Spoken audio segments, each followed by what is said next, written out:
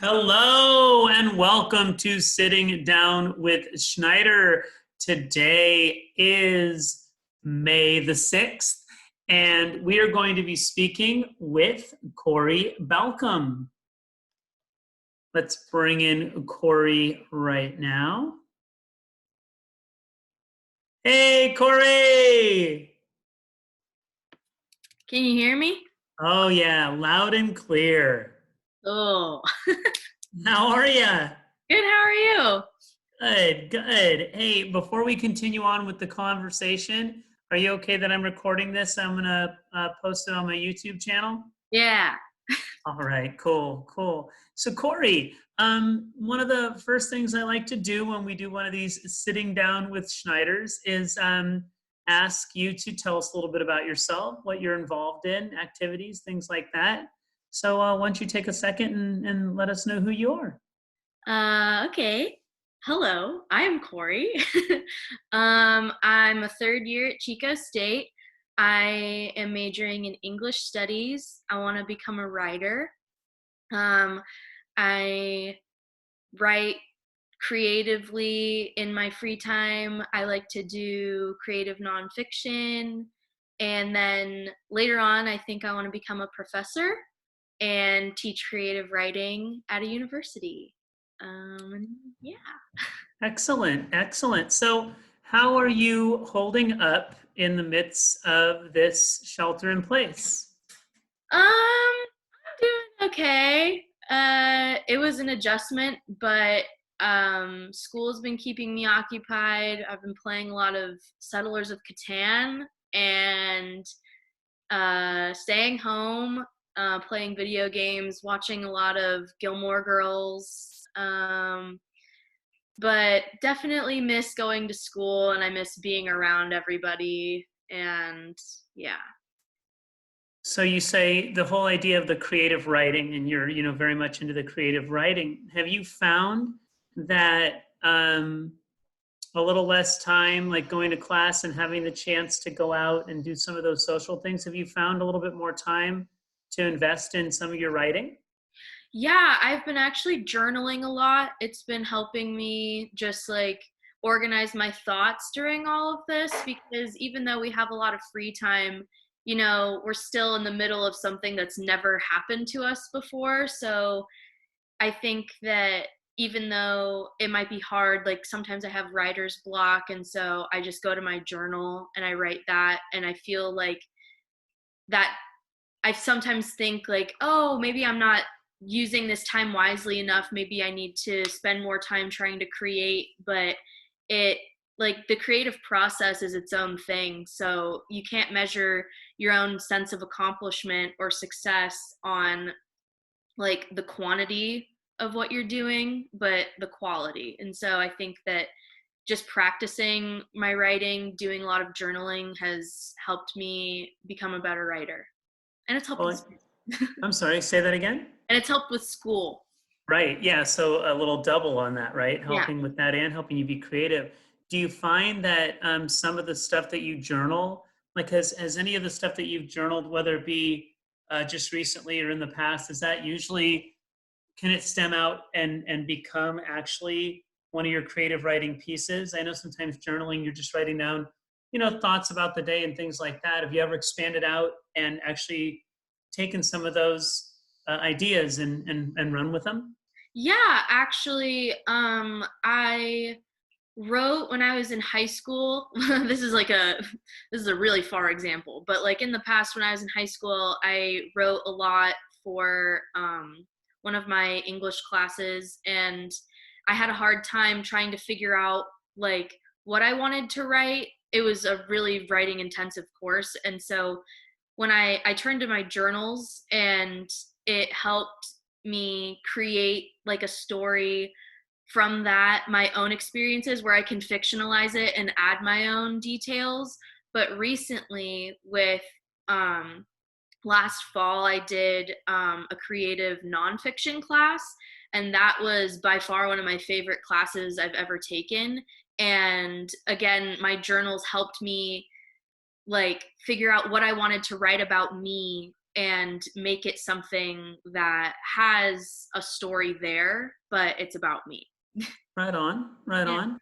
I notice behind you, you have some pictures. Yeah. Is that another creative outlet that we need to know about? Why, yes, it is. I've been watercoloring a lot. I have this right here. Let me move it.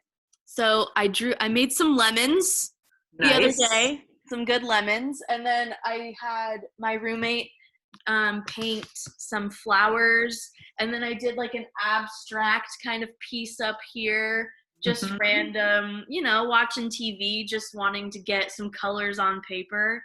And so that's been a really fun thing for me to do in my downtime, just to like find my own peace. Yeah, I'd imagine being able to sit and do that can kind of take your mind off of this whole, the shelter in place stuff, right? The Yeah. constant, we're so flooded with news stories, and of course we want to stay up on what's going on. But Mhm. I really think it's super healthy to have an outlet like that, to be able to sit and do the watercolors. I don't know if you have music on while you do it, but just Yeah, I've been going out into my backyard. I'm up here in Chico, and so I have a really nice yard. So I've been utilizing that a lot. I have a table set up out there. So sometimes my roommate and I will just bring all of our painting stuff and a little speaker, and we'll just play music and paint until we're to paint to the heart's content.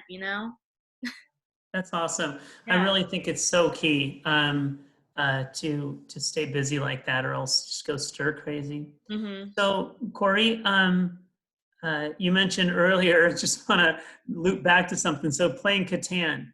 Oh Um, yeah. have you beaten Case? Well, I've done better than him, but he's beaten me a few times. I got really close last night. I had 4 victory points and I had longest road and it was awesome. But then Ben won. But Casey won last week. But we've been playing so much, but it's really fun. I'm getting the hang of it a lot more. Yeah. And the game just moves really fast. So Just don't let Casey dominate. That's I just the know. key. I know. Hey, I wanted to ask, so your mom is a nurse. Yeah.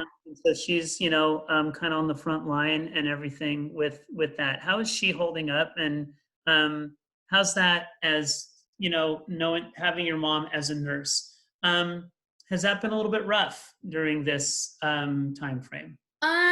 Well, I definitely feel bad for her or I feel bad because she's an OR nurse, so she works in the trauma center, and so the entire hospital's been like pretty much on lockdown, save for all of the COVID patients. So it was only at 20% capacity a few weeks ago.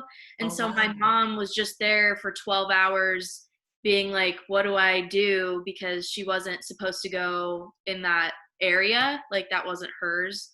So she has been waiting, and there's just a lot of patients that are waiting to be operated on, but they can't be operated on. So she is aware that after all of this is over, it's going to be a massive wave of more patients in the hospital who have been waiting for surgeries. And so it's been hard on her for that reason. And, since she is working in a hospital, I don't want to maybe go home and like possibly spread it to her if I've contracted it up here. I've been safe. I've been wearing my mask and washing my hands and all of that and social distancing. But I don't want to possibly give it to her if any chance I do have it, and then her spread it to other people in the hospital. So Right. I miss my mom. So you got to be extremely, it's almost like double aware just because of the ramifications that can Yeah. have. Yeah. Yeah, and my stepdad had a really big scare with that where he lives, and there are a lot of people where he lives who have it. And my brother's roommate, her best friend had it, and so it was like a big, oh my gosh, what if I contracted it? So my stepdad wasn't coming home back to my mom for like a few weeks, so she was just all alone and was like, what am I doing? Hmm. But So yet knowing you can't go. I mean, that's yeah. just such a a rough scenario. So just Yeah. trying to contact her by phone or maybe Yeah. even Zoom, just stay in. We did a family Zoom call the other day, and it was really, really fun. So I definitely want to do it again. Excellent, Yeah. excellent. Those family Zooms, I mean, nothing is like being there all together, but hey, if you can't, being able to have this opportunity to at least see faces, right? And see Yeah, getting to see mannerisms my and all that. grandma, because she's in the Bay Area too, so she's alone, and she's like, well, I just miss everybody, and I can't wait until we're all like finally able to be back together again. Yeah, yeah, no kidding. Yeah. That kind of leads to my next question, which is when this all, and it can't happen where you like it ends and you get the family all together immediately. So right when, or not right when, because it's not going to just happen overnight. How do I want to word this? When you have the opportunity to go and just do like what you want to do, this is lifted. What would be the first couple of things that you would, like your perfect scenario once this is lifted? What would it look like? Oh, Not right. having to be sheltered in place. I want to go to Yosemite. Yeah, that is the one thing that I look forward to every summer for the last 2 years has been Yosemite. So I want Yosemite to happen, Oh, or I'm just with being you. with all of you guys. And I want to do like a family reunion with because my cousins live in New York and San Diego, and so I want us all to have a nice like family reunion where we can all be together and do something fun. Like let's go on vacation or something. Yes, and that just warms my heart. The whole Yosemite thing. I mean, I'm right there with you, Yeah. obviously. Yeah. All right, kiddo. Well, hey, we're gonna sign off. It was Okay. wonderful to see your face. I It was hope good to see we you too. get to see you down here in the near future. Yes. Give that kid of mine a smack for me. That'd be if you don't Absolutely. mind. 10-4. And whoop him in Catan, okay? Yeah, I'm trying. I'm trying. All right. I'm gonna sign off on the official recording. Hang out for one quick sec, though, okay? Thank you for having me. All right. Thanks, Cori.